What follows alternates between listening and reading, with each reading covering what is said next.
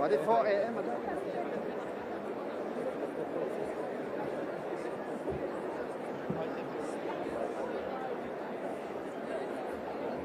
لا لا خدها تيجي سبتمبر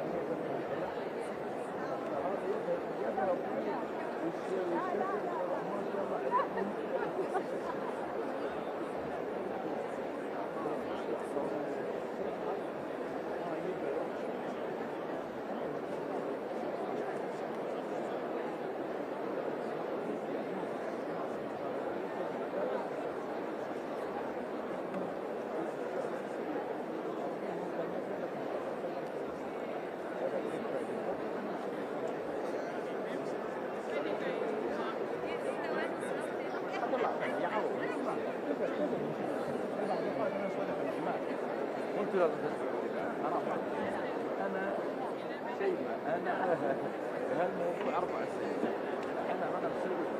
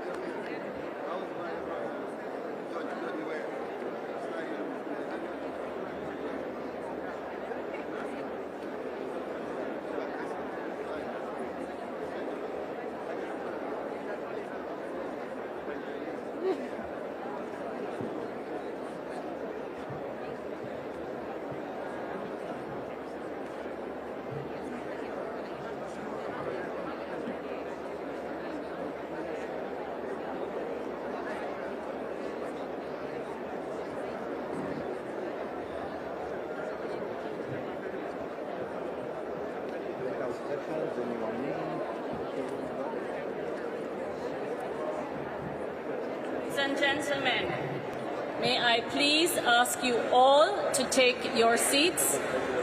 We are about to begin. May I please ask you all to take your seats? We are about to begin. Thank you.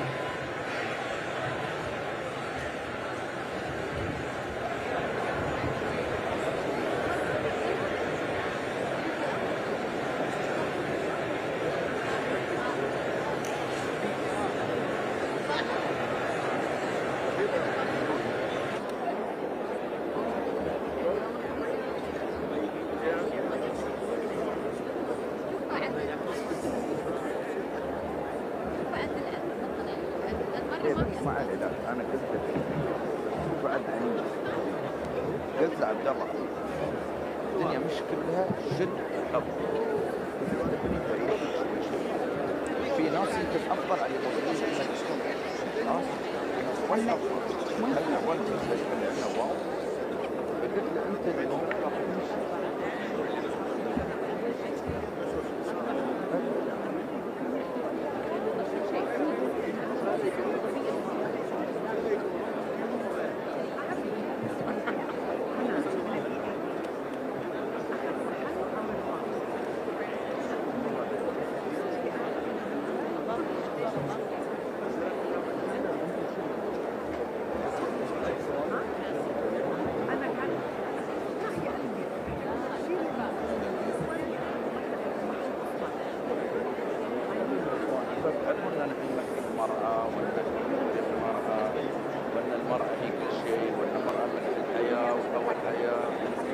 Excellencies, distinguished delegates, may I kindly request you to get seated so that we may begin the proceedings.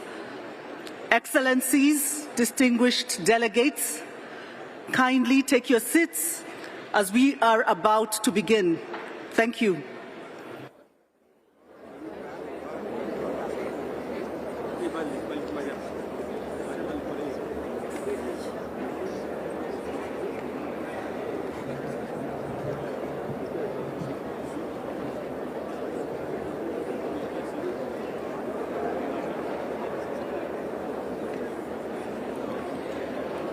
Assalamu alaikum. Distinguished delegates, it gives me great pleasure to declare open the 29th session of the Conference of the Parties to the United Nations Framework Convention on Climate Change. And it is my honor to address you now to deliver my final remarks as the COP President.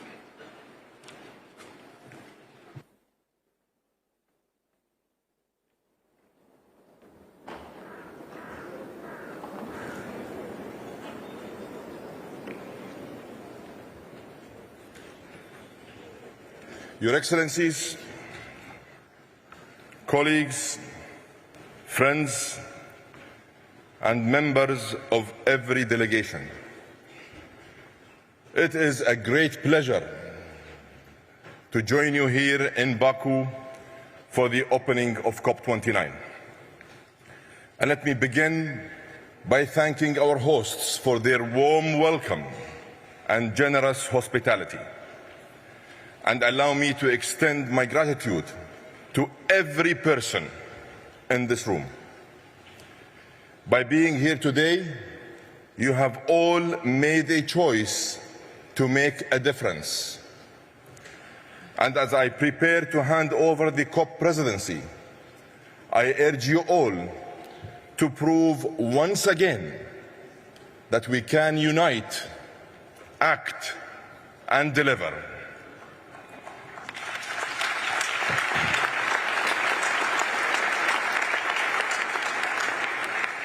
Excellencies, friends, we meet at a time of complexity and conflict.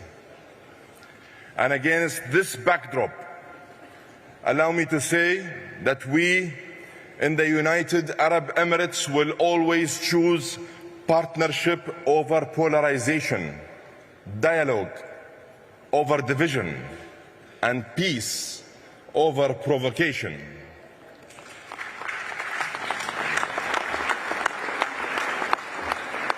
Colleagues, it has been my honor to serve as President of COP28.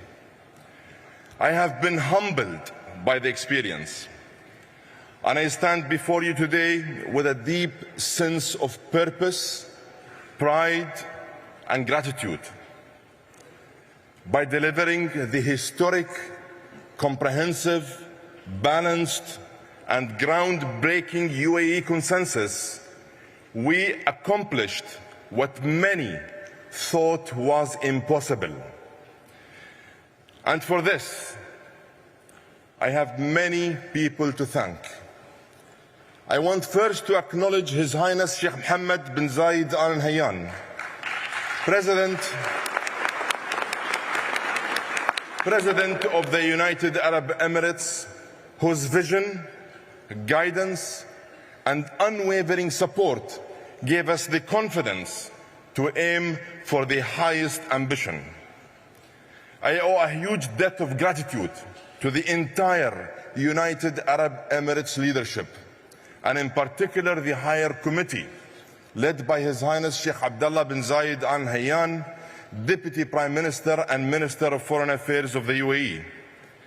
I would also like to acknowledge COP28's Advisory Committee, our ministerial peers, all constituency groups, the NGO community, and of course, the entire COP28 team.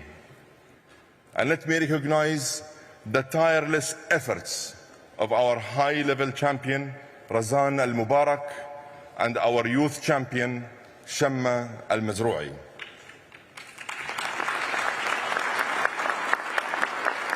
I would also like to thank my dear colleague, Simon Steele, and the UNFCCC Secretariat, who served as my faithful guides throughout this whole process.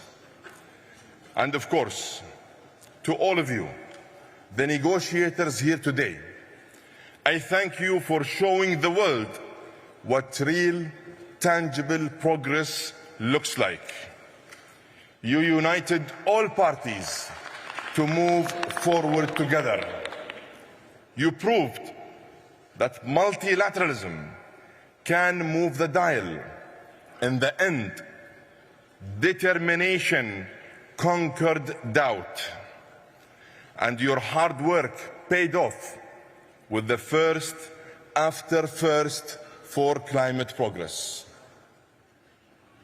And progress didn't end when the gavel came down on the UAE consensus.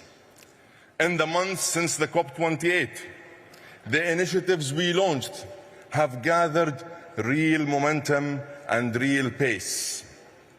The world is set to break another record in renewable energy growth this year, adding over 500 gigawatts to global capacity.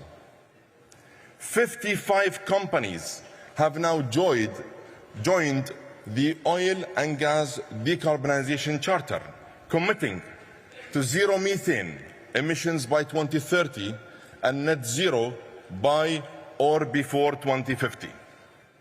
This initiative is pragmatic, practical, and focused on real results. With participants from China, India, Russia, the US, the EU, and the Arabian Gulf, the OGDC now covers more than 44% of global production. It is the most meaningful and comprehensive private sector partnership on decarbonization to date.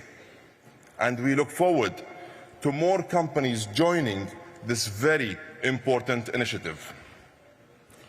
And in the spirit of proactive collaboration, earlier this month in Abu Dhabi, we convened experts in climate, energy, artificial intelligence, finance, and investment in an integrated effort to drive low carbon growth.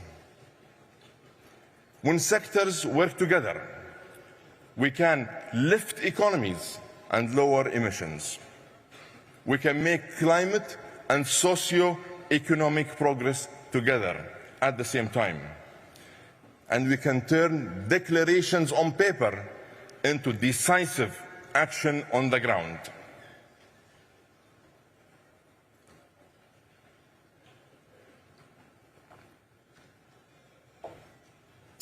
Excellencies, colleagues, the critical success factor for all climate progress is finance. We continue to call on all sources, public and private, to make finance more available, more accessible, and more affordable. Altera, the world's largest global catalytic climate fund that was launched at COP28, has now placed $6.5 billion of its $30 billion fund with partners focused on mature, emerging, and developing markets. These investments are attracting additional capital in a unique blended model that should be built on. We have also made progress on the Loss and Damage Fund. $853 million have been pledged to date, and we named the Philippines as the host country for the board. And let me call on every party who can to contribute. And at this COP, the Finance COP, I urge all parties to deliver a new collective quantified goal that is robust and capable of fully implementing the UAE consensus.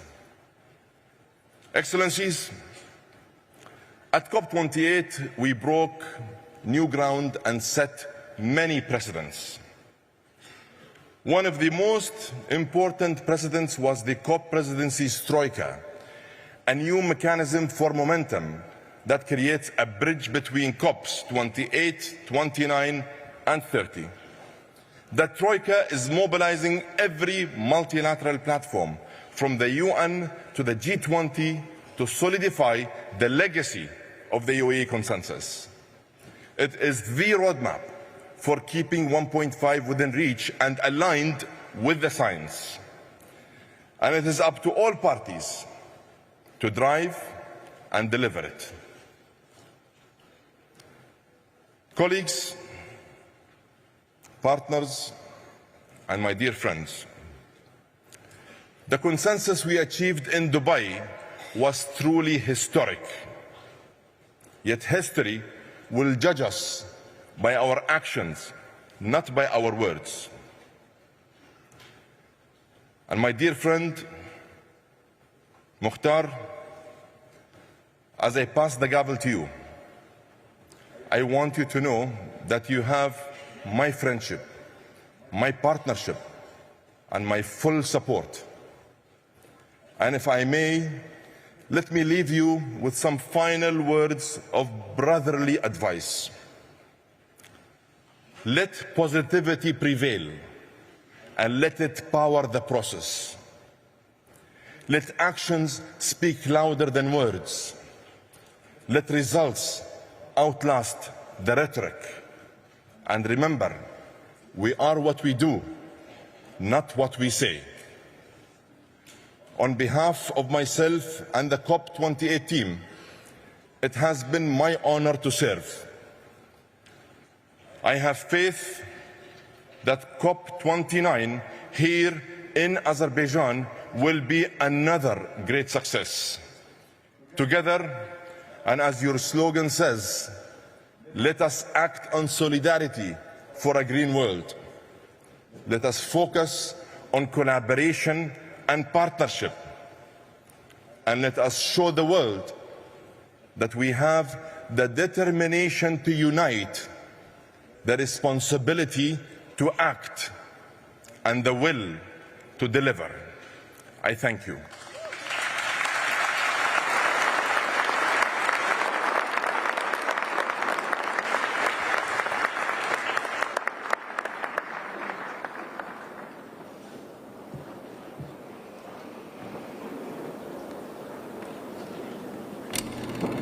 For centuries, we've gathered to discuss and solve our most pressing challenges, united for the betterment of our people.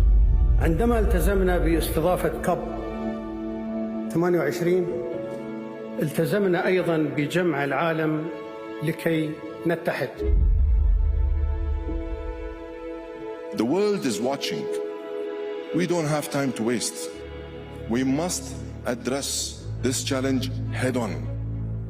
At COP28, the UAE welcomed world leaders, business leaders, and thought leaders from nearly 200 nations to come together as one and change the course of history. We must recognize the common language we must speak of, and it's one of unity, of inclusion, love, and empowerment. For months, we worked non-stop and moved from talk to action, ushering in a new era of climate action. We have delivered history today. The first time a decision has been adopted on day one. The UAE consensus began as an impossible dream. But look where our dreams have taken us. It is an enhanced, balanced, but make no mistake, historic package to accelerate climate action. It is the UAE consensus. Through the Presidential Action Agenda, we found global solutions to global problems. We are anchoring nature as an existential ally in our efforts to address climate change and advance development.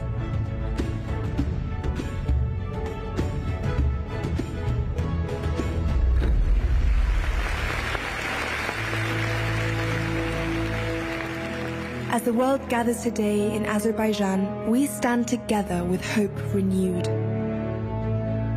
And as we hand over to COP29, we must remember what it symbolizes. The simple truth that drives us forwards. We are what we do, not what we say. We are what we do, not what we say.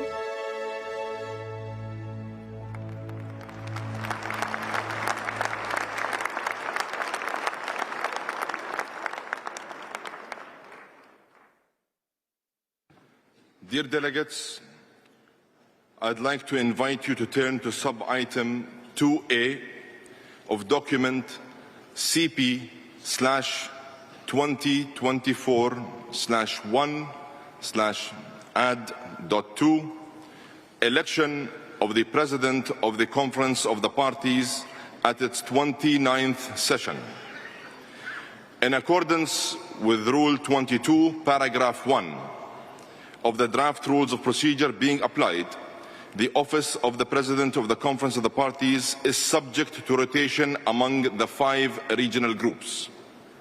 We continue the cycle with a president from the Eastern European states. And I am honored to propose that the conference elects by acclamation His Excellency Mukhtar Babayev, who will serve as president of the conference at its 29th session.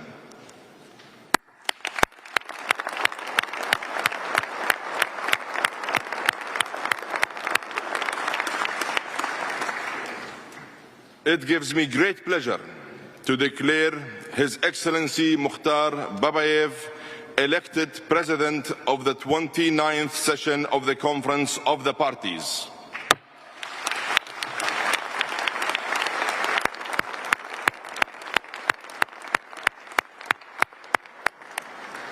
I congratulate His Excellency Babayev on his election. Allow me again to wish you every success in guiding the work of this conference. I would like to now invite His Excellency Babayev to take his seat at the podium.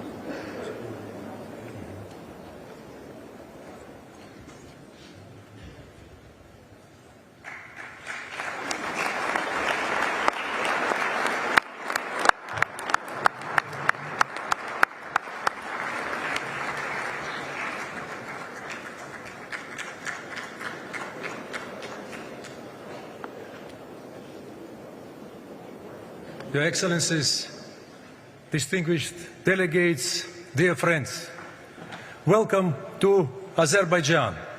Welcome to COP29.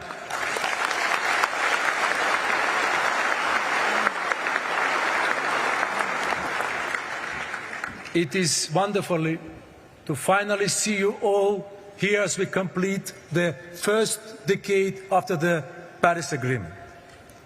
The COP29 presidency is deeply grateful to all the parties, constituencies, observers, civil society members, indigenous peoples, and committed climate actors joining us today.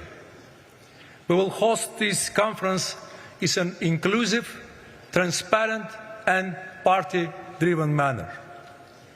And we are delighted to offer Azerbaijani hospitality, show you our national heritage and natural wonders. We hope to build new friendships based on sincerity, frankness, and mutual respect. We would like to thank the President of the Republic of Azerbaijan, His Excellency Mr. Ilham Aliyev,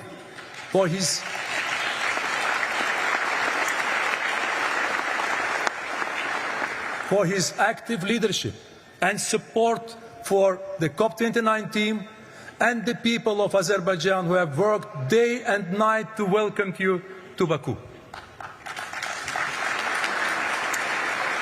We also want to thank all our colleagues in the UNFCCC and Executive Secretary Mr. Simon Steele for the support. And thank you to my dear friend, COP28 President, Dr. Sultan Al Jaber, for you and your team's collaboration. It is an honor to take the gavel from you as we build on the UAE consensus together. Ladies and gentlemen, we must be totally honest.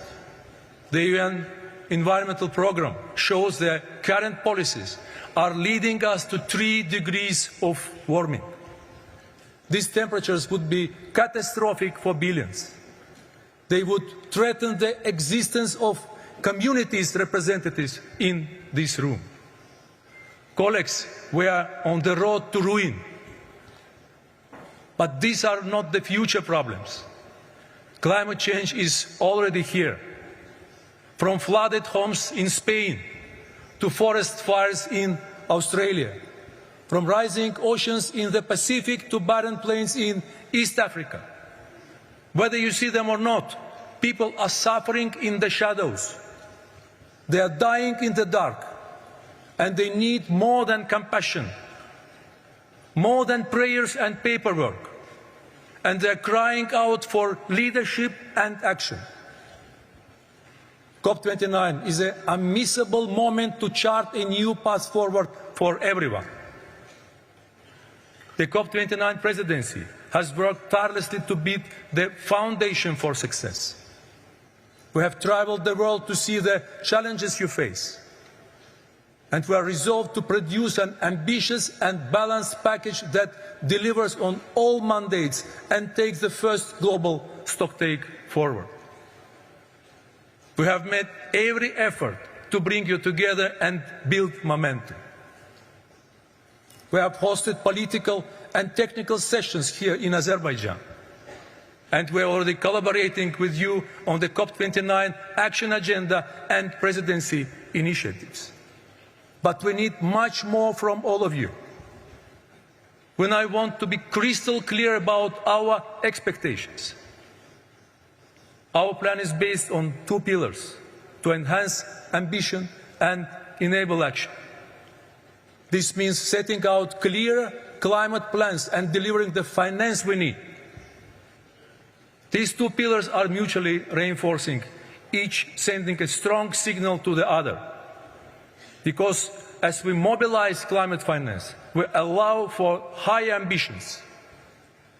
And as we signal together higher ambition, we build trust to unlock greater financial commitments.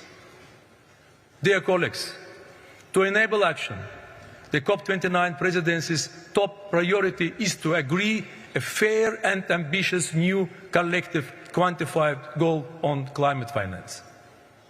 This must be effective and adequate to the scale and urgency of the problem.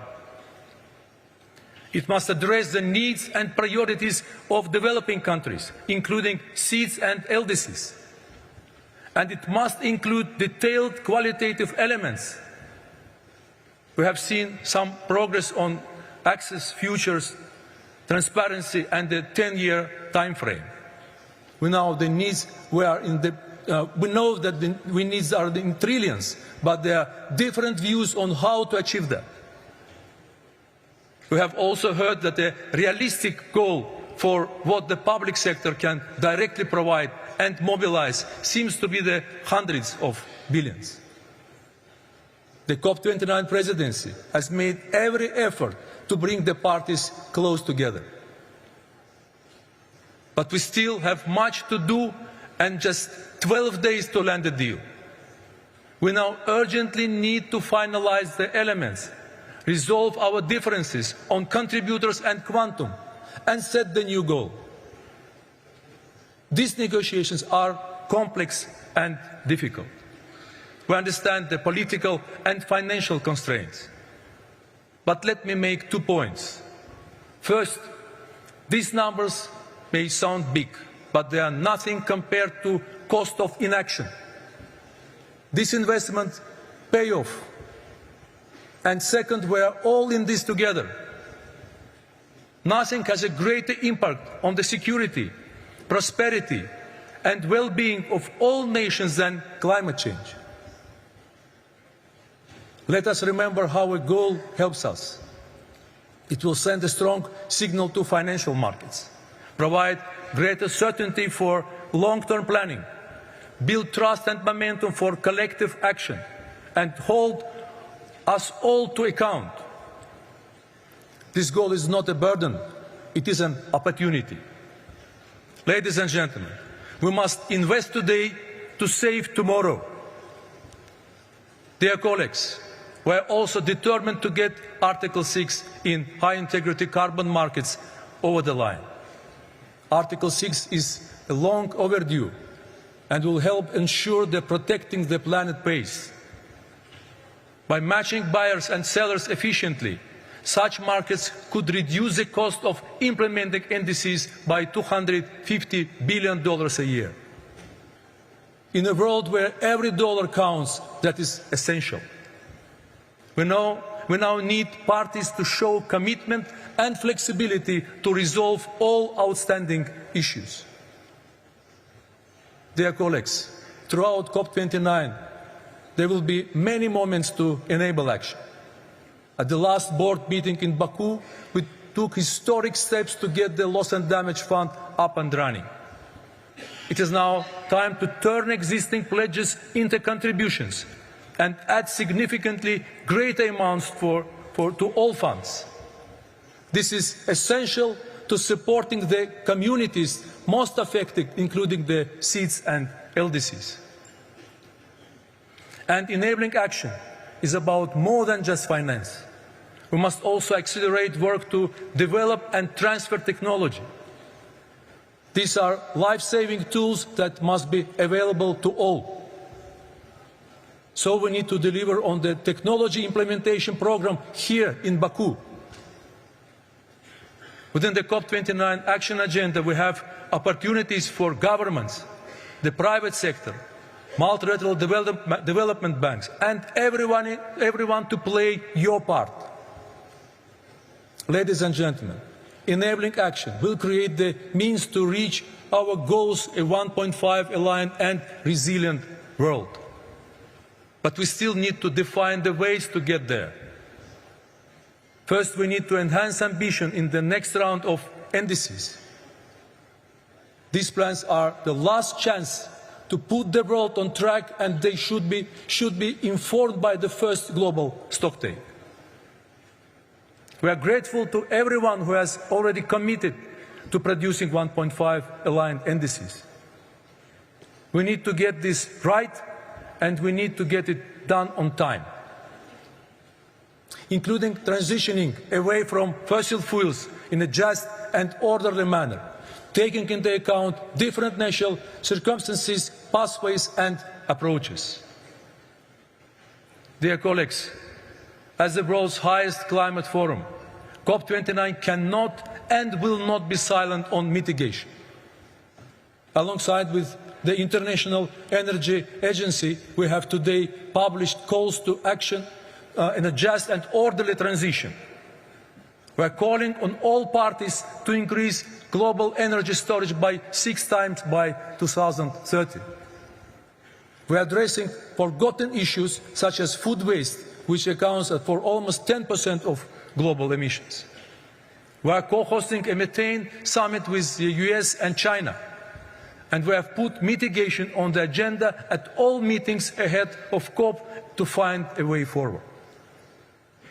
As a presidency, we are making every effort to attack the problem from every direction without losing focus on our top negotiation priority, the NCQG.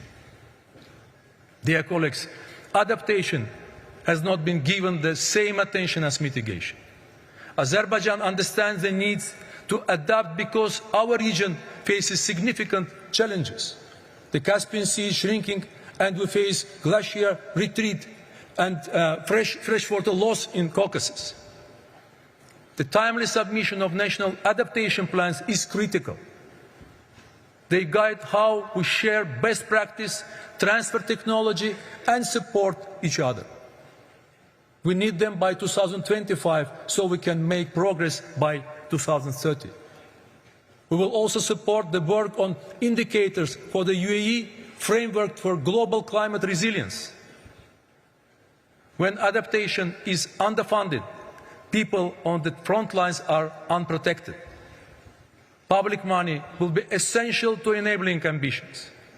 This is our last chance to scale it up significantly beyond the doubling target for 2025.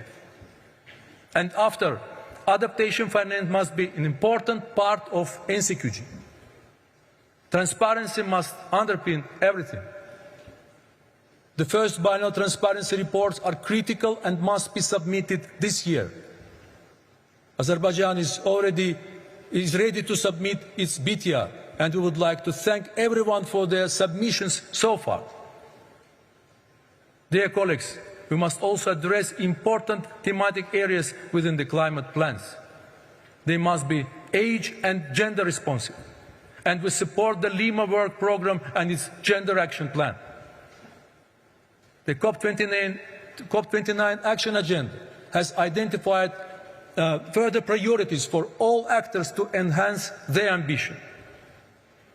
Ladies and gentlemen, when we consider the latest science and everything that we must deliver, from the NCQG to the next generation of NDCs and the first BTRs, COP29 is a moment of truth for the Paris Agreement. It will test our commitment to the multilateral climate system. We must now demonstrate that we are prepared to meet the goals we have set ourselves. This is not easy. We are setting these expectations because we believe they are absolutely necessary.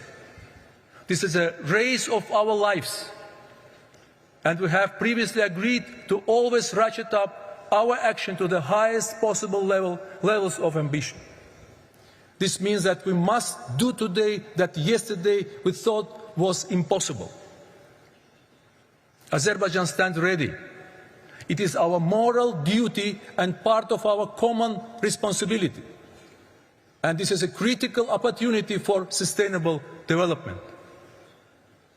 Azerbaijan is determined to step up to the biggest issues, on the biggest stages, and lead by example. We have beaten the odds before.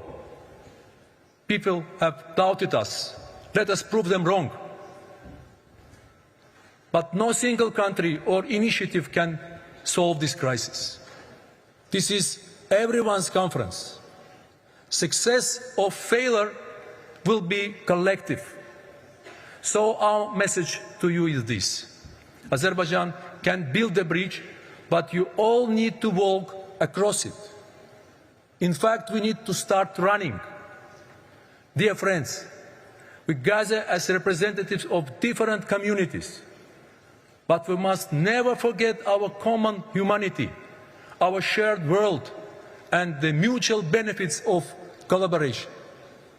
And in this fight, we must remember that every action matters, because every fraction of a degree matters. Every home we lose is failure. Every life we save is a victory. And everyone is watching, and they're waiting. Africa is waiting. Asia is waiting. Europe is waiting. The Pacific is waiting. North America is waiting. South America is waiting. The Caribbean is waiting. Ladies and gentlemen, they are waiting for us to show leadership. And they cannot afford the cost of delay. So let us enhance ambition and enable action. Let us move forward in solidarity for a green world. And let us go to work. Thank you.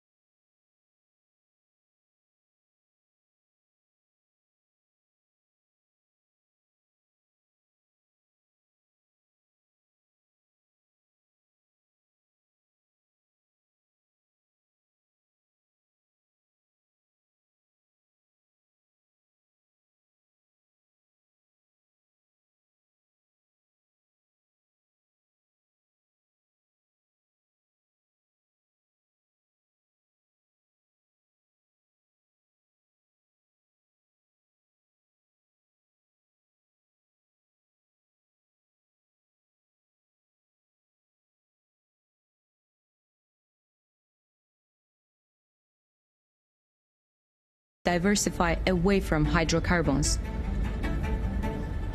Definitely green energy transition is really backbone of tackling the climate crisis that we are facing. Our country has always been a home of innovation.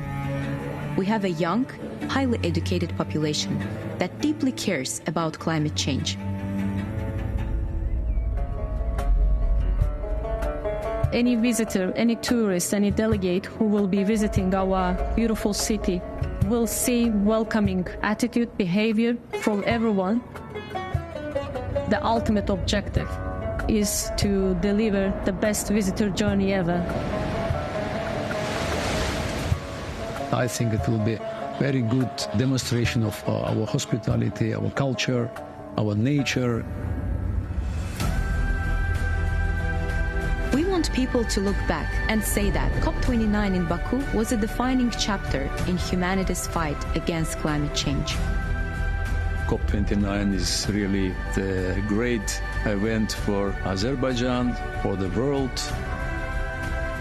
It is a very good demonstration how we decide to live together with our neighbors. At the same time, how we can assist the developing countries to protect themselves from the climate change.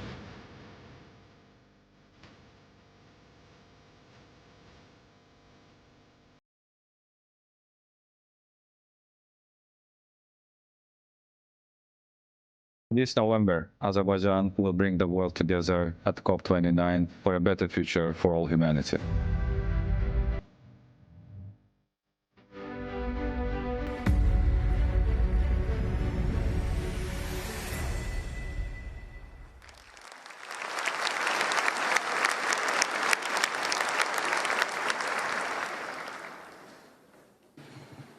Distinguished delegates, friends, dear colleagues, it is my pleasure to invite Simon Steele, UNFCCC Executive Secretary, to address the plenary. Simon, you have the floor.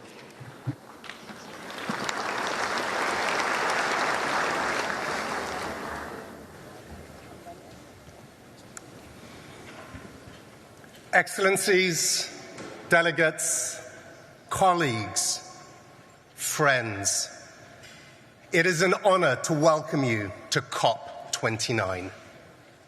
I thank Dr. Sultan Al-Jaber and the Emirati presidency for their tireless work as they pass the baton to President Babayev and Azerbaijan.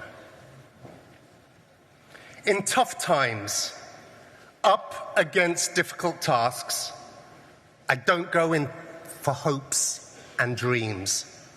What inspires me is human ingenuity and determination, our ability to get knocked down and to get up again, over and over again, until we accomplish our goals. The lady I'm standing with in this picture is my neighbor Florence in Karaku. In July this year, this was us standing in all that remained of her home after the devastation of Hurricane Beryl.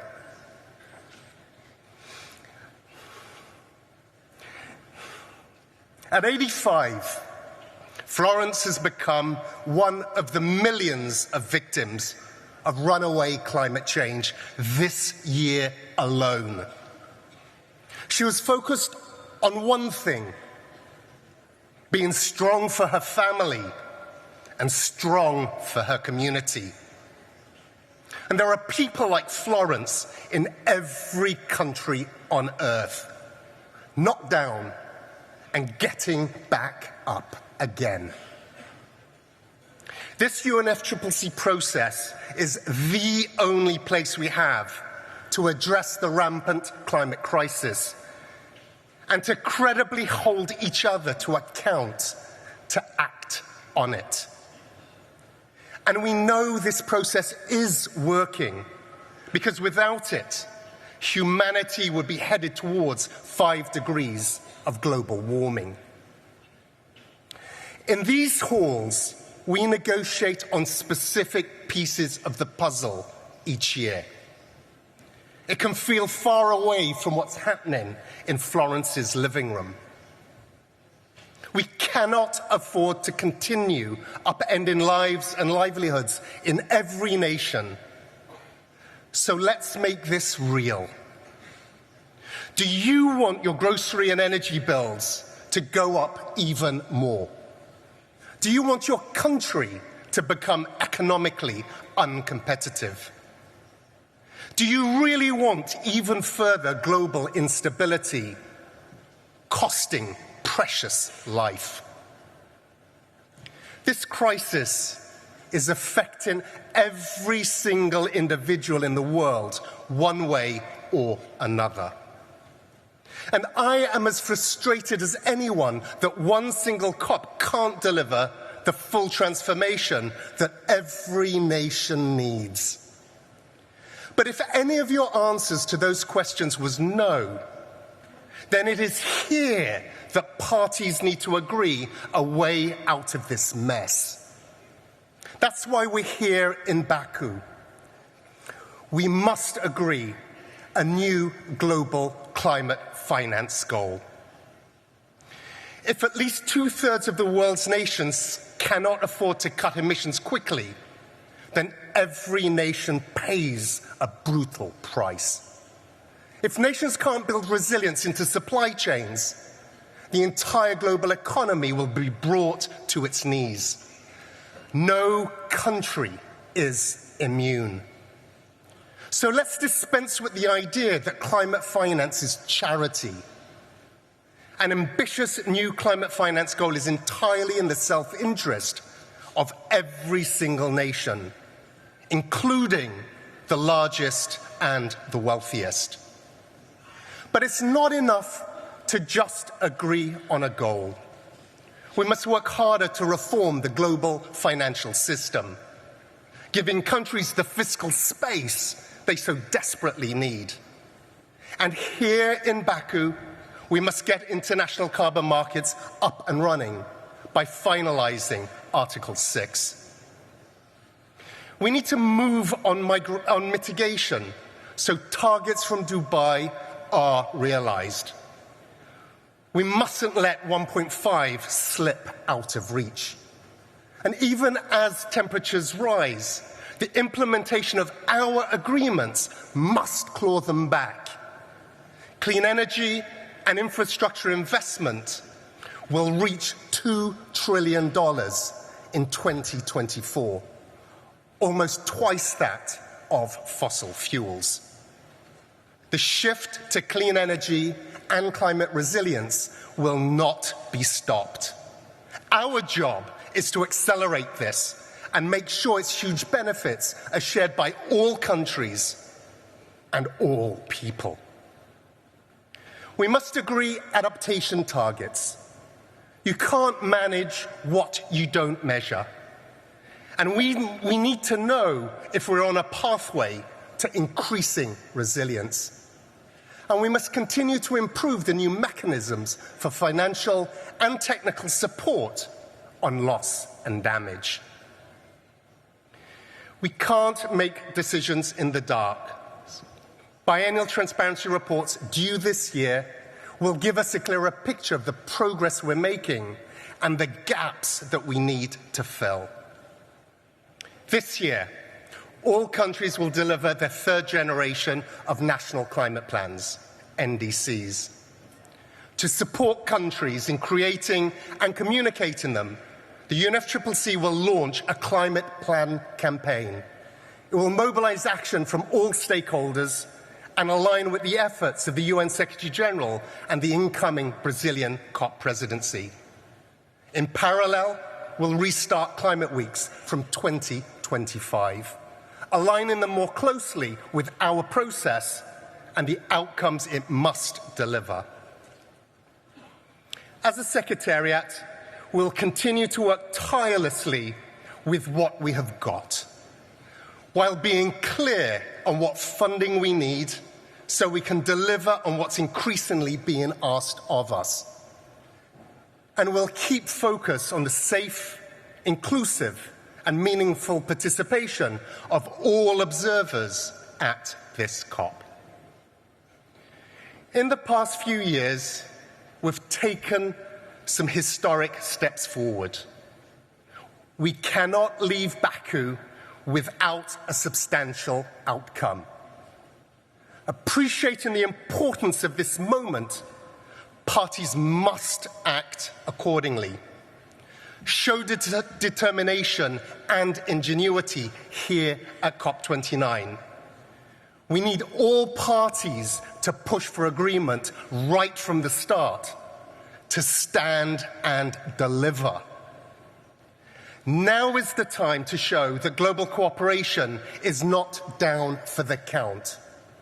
It is rising to the moment.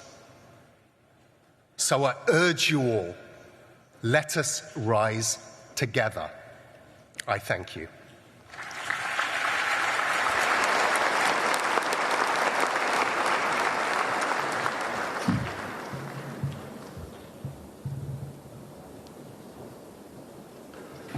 Thank you, Simon. Delegates, we will now suspend the session for final consultations on the adoption of the agenda. We will resume shortly.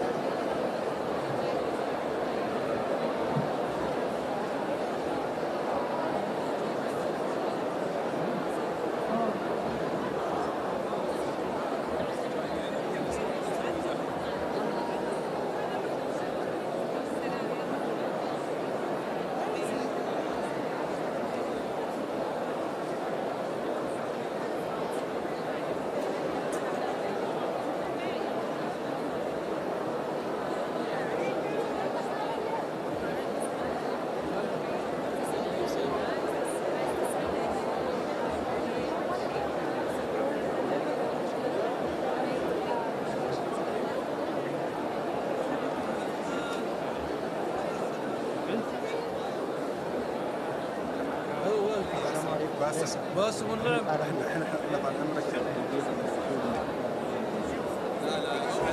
ابتعدنا الموعد هذا.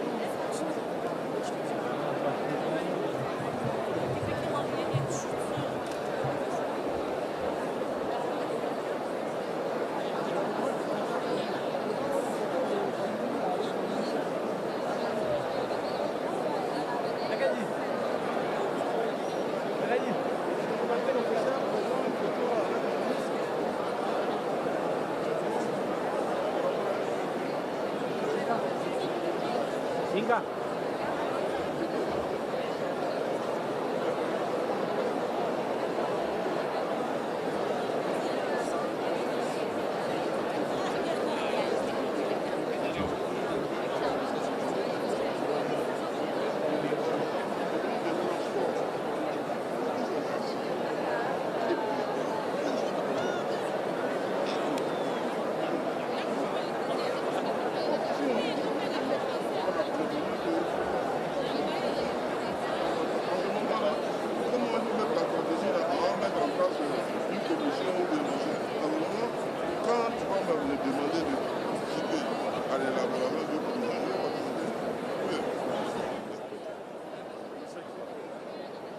Tant que je ne suis pas engagé là, je trouve que c'est pourquoi.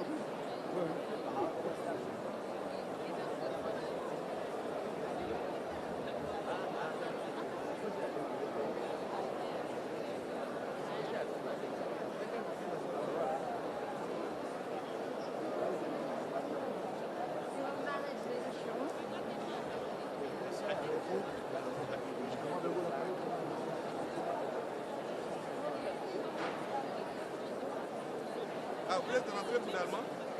Ah.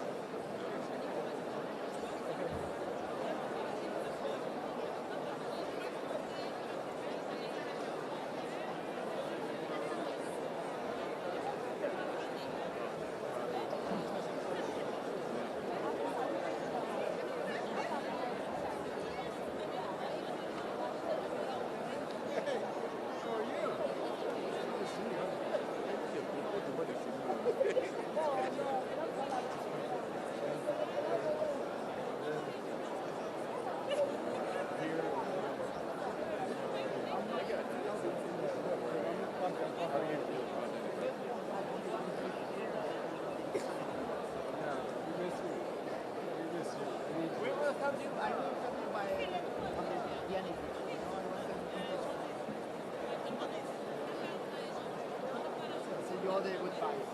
You need to